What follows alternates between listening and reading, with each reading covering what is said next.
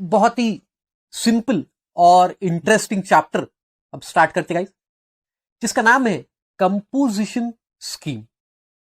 अब देखो ये स्कीम को कंपोजिशन क्यों बोला गया और ये किन टैक्स पेयर्स को बेनिफिशियल, ये सब चीजें डिटेल में हम देखेंगे।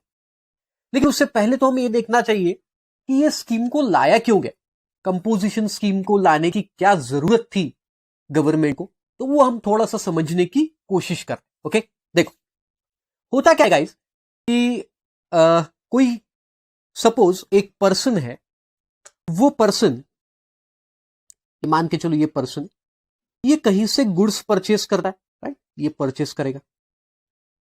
ओके, लेट्स से उसने 1 लाख रुपए के गुड्स को परचेस किया, ये परचेस किया 1 लाख रुपए के गुड्स को, राइट।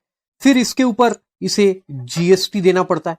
जब जैसे आप इमेजिन करो कि आपने कहीं से गुड्स परचेस किया तो आपको ये गुड्स के ऊपर जीएसटी देना पड़ता है। लेट्स से 10,000 रुपए का जीएसटी आपको देना है इसके ऊपर, और 1,10,000 के आपने ये गुड्स को परचेस कर ली, राइट। ये गुड्स अब आपके पास आ गए ना, आप ये गुड्स को अब सेल करते हो, बराबर। लेट्स से यही गुड्स आपने पूरे 2 लाख रुपए में सेल, ओके। और फिर इसके ऊपर जिसको आपने बेचे, है ना, जिसको आप बेचते हो उसके ऊपर आप जीएसटी लगा के देते हो, है ना? उसको जीएसटी लगा के देंगे सेल करते समय। तो उससे आपने 20,000 रुपए कलेक्ट किया। सो टोटल आपने ये 2,20,000 रुपए कलेक्ट, राइट। अब इसको अपन पहले देख चुके। अब ये जो 20,000 रुपए आपने सामने वाले से कलेक्ट किए, ये आपकी लाइबिलिटी है ना, this is your gross liability. Why? Because आपने किसी से सेल करके ये 20,000 रुपए जमा किए, जो आपको किसे देना, गवर्नमेंट को देना, तो ये आपकी लाइबिलिटी है 20,000 रुपए की। लेकिन एट द सेम टाइम आपको मालूम है कि आपने ऑलरेडी ये जीएसटी, जब ये गुड्स परचेस किए थे 2 लाख के, तब आपने ऑलरेडी ये जीएसटी पे कर चुके हैं 10,000 का, राइट। सो इसे हम बोलते हैं आईटीसी, इनपुट टैक्स क्रेडिट। तो ये 10,000 का आपको क्रेडिट मिलने वाला है। तो आपका नेट पेबल जो है, ये नेट पेबल आता है 10,000, राइट। ऐसा ये पूरा सिस्टम चलता है। ये हम लोगों ने बहुत डिटेल में देख लिया पहले। लेकिन गाइस देखो, ये सब करने के लिए आपको रिकॉर्ड्स मेंटेन करने पड़ेंगे, है ना। किससे आपने गुड्स को परचेस किया, कितने रुपए में किया, फिर आपने कितना जीएसटी उनको पे किया ताकि आपको उतना ही आईटीसी मिल जाए, कितने का सेल किया, उस सेल पे कितना जीएसटी कलेक्ट किया, और फिर ये दोनों का सेट ऑफ करना। तो इसके लिए आपको सब रिकॉर्ड्स मेंटेन करना बहुत जरूरी होता है, राइट ना। अब जो छोटे मोटे बिजनेसमैन है, लेट्स से आपके घर के बाजू में एक हाथ शॉप, किराना शॉप होगी, छोटा सा किराना शॉप है या कोई क्लॉथ स्टोर है। अब इनके लिए ये बड़ा कम्बरसम है गाइस, बड़ा कठिन है कि ये सब रिकॉर्ड्स मेंटेन करो, फिर एक अकाउंटेंट को हायर करो, कोई सीए, सीएस या सीडब्ल्यूए की सर्विस लो, उनको पैसे दो, फीस दो। तो ये सब बहुत कम्बरसम होता है, राइट। तो ऐसे केस में गवर्नमेंट ने बोला, अच्छा हाँ ये तो बात सही है यार कि ये इनका बिजनेस ही इतना छोटा है कि इनको ये सब रिकॉर्ड्स वगैरह मेंटेन करना इट्स वेरी डिफिकल्ट, राइट। तो इसलिए गवर्नमेंट ने बोला आप चिंता मत करो, आप ये सब रिकॉर्ड मेंटेन करने के चक्कर में मत पड़ो, हम आपको एक सिंपल आसान सा तरीका बताते हैं, एंड दैट आसान सा तरीका इज कंपोजिशन स्कीम। ओके, तो उन्होंने पहले ही बोल दिया, लेकिन ये स्कीम सिर्फ छोटे लोगों के लिए। अब छोटे लोगों के लिए मतलब आपको क्या लगा, हाइट में छोटे? अरे नलायक लोग, 5 चौथा बहुत बड़ा 5 चौथा है ना। हाँ, तो ये वैसे नहीं, कंपोजिशन स्कीम सिर्फ उन छोटे लोगों के लिए। छोटे लोग मतलब कौन से? तो वो लोग जो इन्होंने टर्नओवर के बेसिस पे डिसाइड किया। तो इन्होंने बोला है कि आपका फलाना टर्नओवर अगर पिछले साल में है, अगर आपका, हम एक लिमिट बोलेंगे, उतना टर्नओवर आपका पिछले साल में है, तो आप करंट ईयर में कंपोजिशन स्कीम के लिए एलिजिबल हो जाओ। ओके, तो वो टर्नओवर कितना, क्या, ये सब हम लोगों को देखना है, राइट। तो देखो कहने का मतलब क्या, तो इन्होंने क्या बोला कि देखो ये आपका लास्ट प्रीवियस ईयर है ना, preceding, I can call this as preceding previous year. Okay, ये आपका प्रीसीडिंग प्रीवियस ईयर है, and this is your current previous year, जिसमें आप अभी हो। This is current previous year, इसमें आप आज खड़े हो। ओके, तो इनका क्या कहना है कि ये आपका प्रीसीडिंग प्रीवियस ईयर का अगर aggregate turnover if it is up to 150 lakhs or I can say 1.5 crores. If it is up to 150 lakhs or 1.5 crores, तो करंट ईयर में you are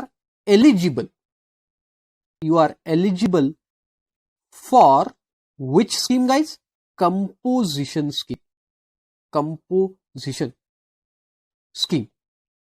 तो आप करंट ईयर में कंपोजिशन स्कीम के लिए eligible हो। कब होंगे? अगर आपका लास्ट ईयर का जो प्रीसीडिंग ईयर का पिछले साल का जिस करंट ईयर में आप हो उसके पिछले साल आपको देखना है। कोई भी एग्जांपल, जैसा आप अगर 24-25 आपका करंट ईयर है तो आपको 23-24 का टर्नओवर देखना, लास्ट ईयर का टर्नओवर देखना। तो वो लास्ट ईयर का टर्नओवर अगर आपका 150 lakhs या उससे कम है, 150 lakhs या उससे कम है, अप टू 150 lakhs मतलब 150 lakhs या उससे कम है, तो करंट ईयर में you can very well eligible for composition scheme. मतलब इनके लिए छोटे लोग कौन से हो गए? देखो, इनके लिए छोटे लोग वो हो गए जिनका एग्रीगेट टर्नओवर लास्ट ईयर में 150 lakhs या उससे कम। टर्नओवर, प्रॉफिट की बात नहीं चल रही गाइस, टर्नओवर मतलब सेल्स वैल्यू। ओके, अब ये एग्रीगेट टर्नओवर कैसे निकालना, क्या निकालना, उसके सब एग्जांपल्स वगैरह हमको सब देखना है डिटेल में। एग्रीगेट टर्नओवर में क्या क्या आता है, ये सब चीजें हम लोग डिटेल में देखेंगे। ओके, सो पहले तो इतना समझ लो, कंपोजिशन स्कीम जो है वो किन लोगों के लिए? वो लोग जिनका लास्ट ईयर का प्रीसीडिंग प्रीवियस ईयर का टर्नओवर अप टू 150 lakhs है। ओके गाइज, कुछ स्टेट्स में स्पेशल कैटेगरी, स्टेट में इन्होंने ये 150 lakhs को 75 lakhs करवा दी। ओके, 75।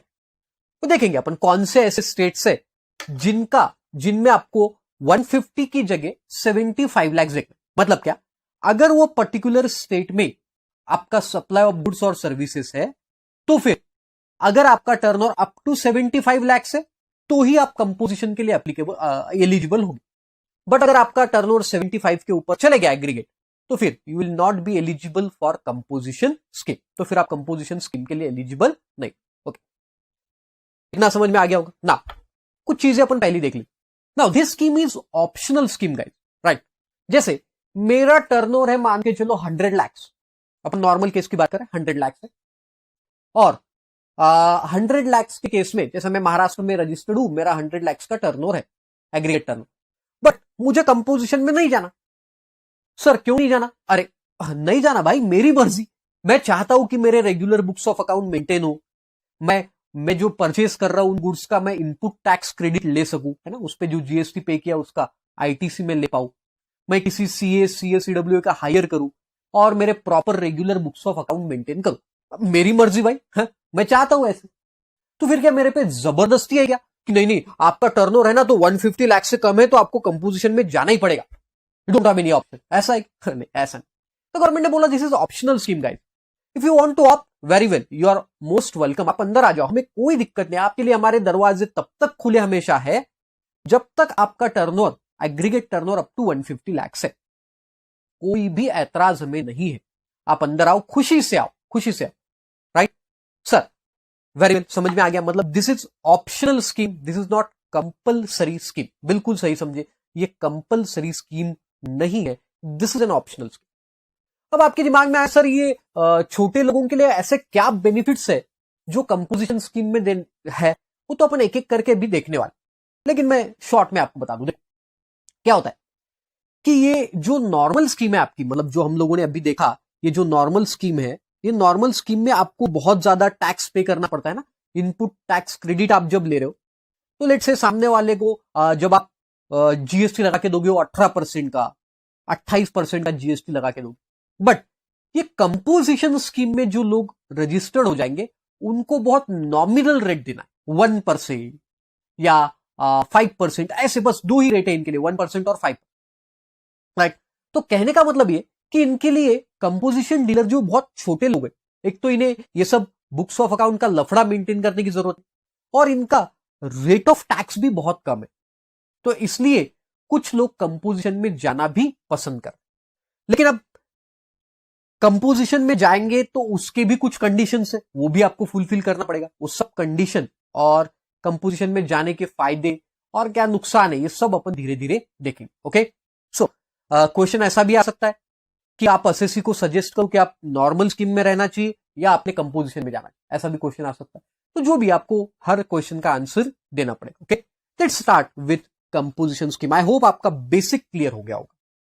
तो देख, explain the provisions relating to composition scheme under CGST act 2017। तो अपन सीजीएसटी एक्ट अभी पढ़ रहे हैं, आपको मालूम है। So the provision relating to the composition scheme under CGST act 17 are discussed as under. तो क्या प्रोविजन है देखो, सबसे पहले लिखा है guys, it is an optional scheme. तो ये ऑप्शनल है, सबसे पहला पॉइंट दिया उन्होंने। The tax payment under this scheme is an option available to the taxable person. This is an optional scheme.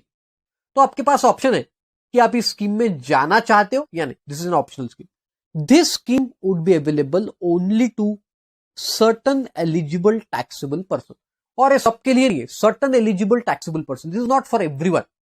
Certain eligible tax payer person can enter into this scheme. Okay, तो अब ये certain eligible कौन है, तो वहां पे नीचे दिया देखो, एलिजिबिलिटी। तो पहले स्कीम में, पहले पॉइंट में हमने बता दिया कि this is an optional scheme. अब देखो कौन eligible. If the aggregate turnover, aggregate turnover क्या होता है अपन नीचे देखेंगे। देखो मीनिंग ऑफ एग्रीगेट टर्नओवर दिया, ओके अपन देखेंगे नीचे। तो देखो क्या, if the aggregate turnover is up to मतलब 1,50,00,000 तक है, 150 lakhs या 1.5 CR और 75 lakhs। This is in case of certain special category states, वो भी नीचे दिया।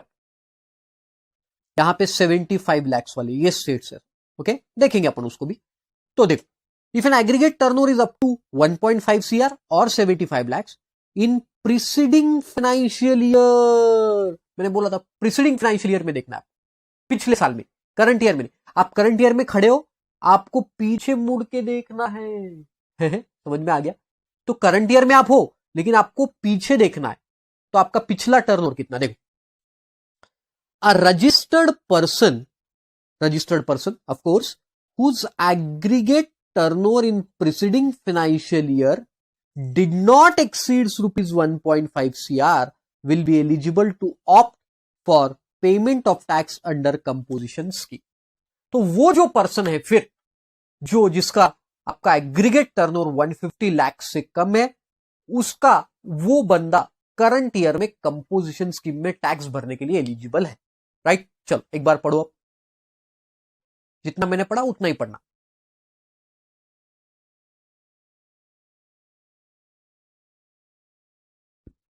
ओके, ग्रेट, नहीं। अब देखो 75 lakhs क्या किन के लिए, देखो, however the aggregate turnover in preceding financial year shawl B 75 lakhs in the case of N eligible registered person are registered under section 25 of the act in any of the following states। तो registered person है और उसका turnover 75 lakhs तक है, लेकिन कौन से state में वो रजिस्टर्ड है, देखो, अरुणाचल प्रदेश, मणिपुर, मेघालय, मिजोरम, नागालैंड, सिक्किम, त्रिपुरा एंड उत्तराखंड। ये सब इनमें से कोई भी एक स्टेट में वो पर्सन रजिस्टर्ड है, तो फिर उसके लिए टर्नओवर वो जो 1.5 CR वाला था वो हो जाएगा 75 लाख। ओके, तो आपको लास्ट ईयर का टर्नओवर देखना है गाइस। ओके, तो देखो आप रजिस्टर्ड हो, मान के चलो उत्तराखंड में, उत्तराखंड, तो आपको आपका लास्ट ईयर का turnover, last year turnover, let's say आपका लास्ट ईयर टर्नओवर है 70 lakhs। तो करंट ईयर में you can opt composition scheme, opt कर सकते हैं, opt composition scheme. Okay, let's say आप अगेन उत्तराखंड में हो और आपका लास्ट ईयर का जो टर्नओवर है, लास्ट ईयर का टर्नओवर इट इज 82 lakhs। बोलो, क्या आप कंपोजिशन में जा सकते हो करंट ईयर में? Current year, no, not to opt, cannot opt और cannot opt composition. Okay, फिर देखो एक सवाल कुछ लोगों के दिमाग में मुझे मालूम है क्या है, देखो ये हो सकता है अगेन उत्तराखंड में हो आप, और आपने क्या किया, लास्ट ईयर का जो आपका टर्नओवर है, लास्ट ईयर वो है तो क्या आप करंट ईयर, मतलब क्या सर, मतलब ये कि हमने बिजनेस ही करंट ईयर में चालू किया, लेट्स से हमने बिजनेस ही करंट ईयर में चालू किया, तो अब पीछे क्या देखो सर, अरे फिर भी पीछे देखो, करंट ईयर में बिजनेस चालू किया ना इस साल, फिर भी पीछे, और जब मैं पीछे देखा तो मुझे पता चला कि मेरा टर्नओवर कितना था, 0। नाउ कैन आई ऑप्ट, अरे बिल्कुल ऑप्ट कर सकते हो भाई, ऑप्ट कंपोजिशन स्कीम, क्यों नहीं, अरे आप 75 लाख तक, अप टू 75 लाख तक तो आपका तो 0 ही, राइट। और सिमिलर फॉर अदर स्टेट, जैसे मैं महाराष्ट्र में हूं, लेट्स से मेरा लास्ट ईयर का टर्नओवर है, last year turnover 1.4 CR, can I opt in current year for composition scheme, yes I can opt, क्योंकि महाराष्ट्र के लिए लिमिट कितनी है, 150 1.5 CR या 150 lakhs। वैसे ही मैं राजस्थान में हूं और मैंने इस साल बिजनेस चालू किया, current year, can I opt composition scheme, yes, क्योंकि हमारी लिमिट तो कितनी है, लास्ट ईयर का हमें कितना चाहिए, 150 lakhs तक, बट मेरा तो टर्नओवर कितना है गाइस, मेरा लास्ट ईयर का टर्नओवर जो है वो तो 0 है, क्योंकि मैंने इसी बार बिजनेस चालू किया। अरे आपको समझ रहा है, तो you can opt for composition scheme. लेकिन देखो अब ये सब स्पेशल कैटेगरी स्टेट्स, इसके अलावा ये भी स्पेशल कैटेगरी स्टेट है, असम, हिमाचल प्रदेश एंड जम्मू एंड कश्मीर। ये जो इतने सारे देखे हमने, अरुणाचल प्रदेश, मणिपुर, मेघालय, मिजोरम, नागालैंड, सिक्किम, त्रिपुरा, उत्तराखंड, ये तो है। इसके अलावा ये भी नीचे दिए हुए 3, 1, 2 and 3, Assam, Himachal Pradesh and Jammu and Kashmir, ये भी स्पेशल कैटेगरी स्टेट्स, बट इनके लिए 75 लाख का लिमिट नहीं, इनके लिए 1.5 CR ही है, तो ये आपको अलग से ध्यान में रखना। सो एग्जाम में क्वेश्चन आएगा कि आप रजिस्टर्ड हो let's say Jammu and Kashmir, तो आपके लिए कंपोजिशन स्कीम एलिजिबल कब तक रहेगी, अगर आपका लास्ट ईयर का turnover up to 1.5 CR, okay, तो आप अप्लीकेबल रहे, अदरवाइज वो अप्लीकेबल एलिजिबल नहीं रहेगा ऑप्ट करने, राइट, वेरी सिंपल।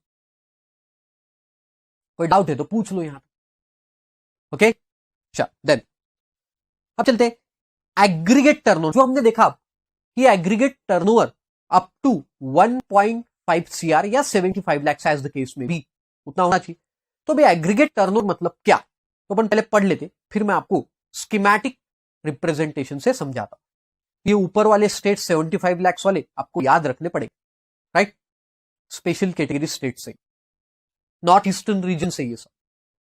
तो देखो मीनिंग ऑफ एग्रीगेट टर्नओवर क्या है, देखो aggregate turnover means the aggregate value of किसकी, ऑल द टैक्सेबल सप्लाई, तो जो भी टैक्सेबल सप्लाई आप कर रहे हो गुड्स का, है ना, गुड्स या सर्विसेज एज द केस में भी, सर्विसेज के केस में सभी सर्विसेज के लिए क्या है अपन देखेंगे अभी आपको।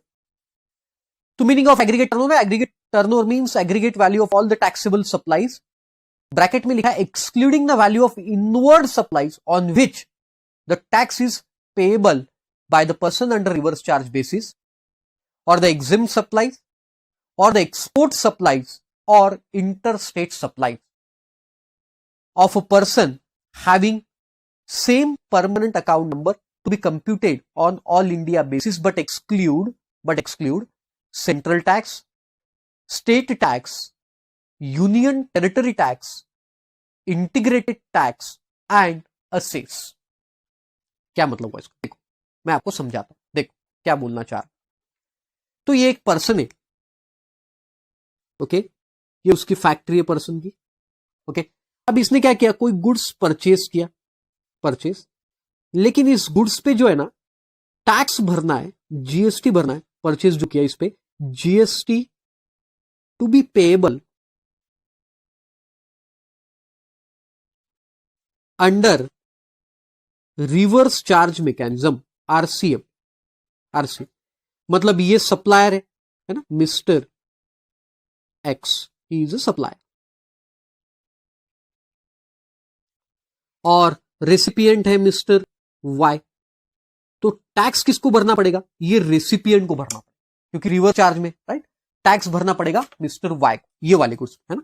So tax is payable by Mr. Y. Okay, so let's say ये गुड्स की वैल्यू है, वैल्यू इज ₹10 lakhs, तो ये 10 लाख पे रिवर्स चार्ज में Y टैक्स पे करे. ओके ना, अब ये Y ने गुड्स लिए और इसमें से कुछ गुड्स बेचे, तो normal, it is normal taxable supply. I can call it as forward charge also, है ना. फॉरवर्ड चार्ज में मैंने ये गुड्स लाए और किसी और को बेच, जिससे मैं अब टैक्स कलेक्ट करूंगा. फॉरवर्ड सप्लाई मतलब वाई को टैक्स कलेक्ट करना है और वाई को गवर्नमेंट को भरना है, राइट. फिर कुछ गुड्स का एग्जेम्प्ट सप्लाई भी किया. एग्जेम्प्ट सप्लाई, लेट्स से ये नॉर्मल टैक्सेबल सप्लाई की वैल्यू है 60 लाख रुपीज.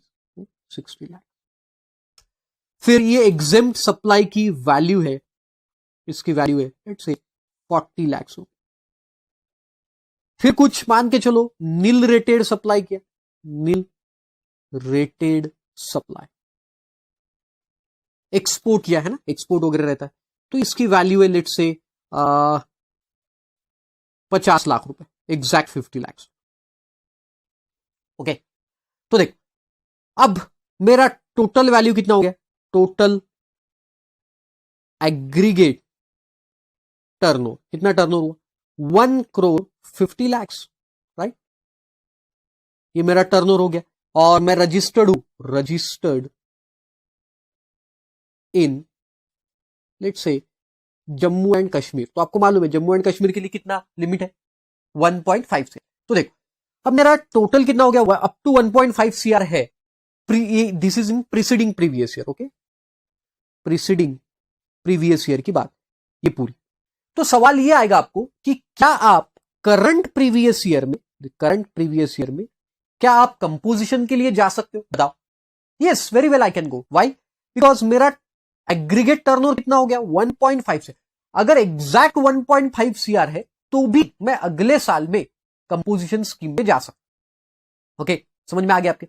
और इसमें क्या क्या लेना है आपको, नील रेटेड सप्लाई भी कंसीडर करना है, एग्जेम्प्ट सप्लाई भी कंसीडर करना है और नॉर्मल टैक्सेबल सप्लाई भी. बट देखो, ये जो सप्लाई था आपका रिवर्स चार्ज का, जिसपे आपने ही टैक्स पे किया, आप मतलब कौन, मिस्टर वाई ने ही टैक्स पे किया और उसका सप्लाई का वैल्यू था 10 लाख रुपए, ये इसमें इंक्लूड नहीं करना है.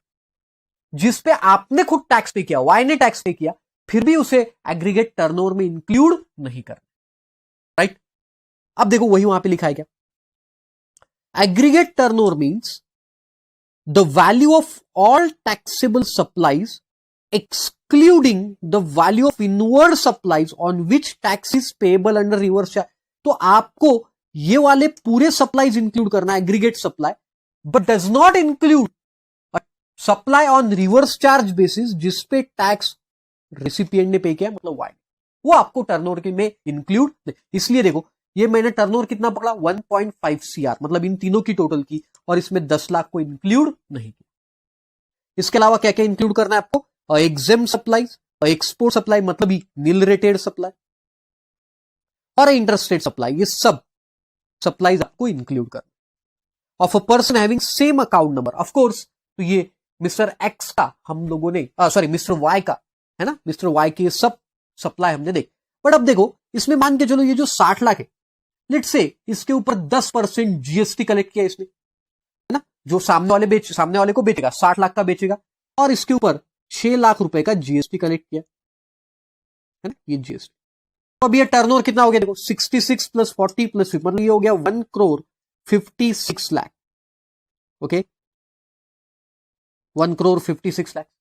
तो अब बताओ, अब क्या मैं करंट प्रीवियस ईयर में एलिजिबल हूं, द आंसर इज यस. अरे गाइज, अब भी देखा हमने कि ये जो वैल्यू ऑफ टैक्सेस है वो एग्रीगेट सप्लाई में आपको कंसीडर नहीं करनी. ये जो वैल्यू ऑफ टैक्सेस है, ये वैल्यू ऑफ टैक्सेस को आपको एग्रीगेट सप्लाई के लिए कंसीडर नहीं करना. तो देखो अगले पेज में लिखा, बट एक्सक्लूड, क्या क्या एक्सक्लूड करना है, central tax, state tax, union territory tax, integrated tax and cess. ये सब एग्रीगेट जो आपका टर्नओवर रहेगा उसके लिए आपको कंसीडर नहीं करना है. अरे आपकी बात समझ में आई? तो एग्रीगेट सप्लाई में आप क्या क्या कंसिडर करोगे गाइस?